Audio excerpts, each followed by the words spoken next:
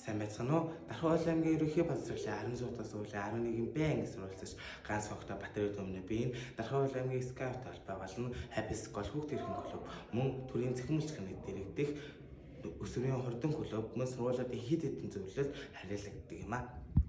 Үндэсний усны асуудал манай сургуульд.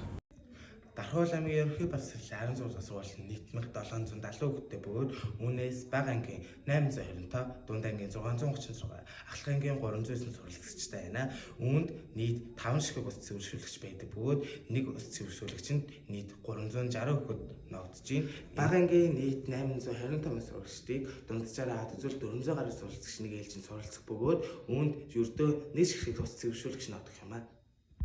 16 дахь сургуулийн 1 давхрын ус цэвэршүүлэгчний хувьд шатны хажууд нэг мөн эмэгтэй нойлны хажууд нэг байдаг гэнэ.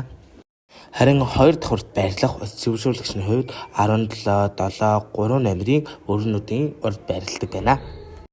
Ус цэвэршүүлэгчний хувьд нэгэн том асуудал байдаг бөгөөд энэ нь хүүхдүүд уцаас сэргийлэх гэж залгуураар нь салгадаг нь ус цэвэршүүлэгчийг ажиллахгүй болдог том шалтгаан байдаг. Энээс болоод ихэнх хүүхдүүд мэдлэггүйгээр нэг ус цэвэршүүлэгч рүү ордог гэнэ.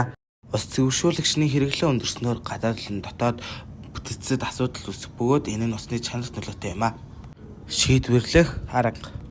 Уг асуудлыг шинжил шийдвэрлэх арга нь тэртээ 1859 онд Лондонд наах хэрэгжсэн бөгөөд Европ болон Америкт өрнсөн ариун цэврийн хувьсгалаар энэ асуудал нь шийдэгдсэн юм а. Энэ асуудал нь ямар учраас үүссэн бэ гэвэл ихэнх хүмүүс нь бохирдсон ходог олон голоос уснаар гидсний холер гэх өвчин туссан бөгөөд ариун цэврийн хувьсгалах их гол том шалтгаан болжээ. Анх Лондонд амар урт нэртэй компани нь хүн амьтдад үнгүү цэвэрлэний цэвэр усыг тараах зорилгоор Лондонд анх цэвэр ус тараах цэг байршуулжээ. Америкийн нэгдсэн улсад 1870 оноос 1900 он хүртэл ус бол архины ерөөл хэлбэр гэж үзэж олон нийтийн газар ус түгээх цэгийг маш олноор байрлуулж эхэлжээ. Ерөнхий боловсролын сургуулиудад тулгамдж буй ус цэвэршүүлэгчний асуудлыг шийдвэрлэх зорилгоор гадаад болон олон улсад хэрэгжиж буй сургуулиудын ус цэвэршүүлэх системийг Монгол улсын EBS сургуулиудад оруулж ирэх юм а.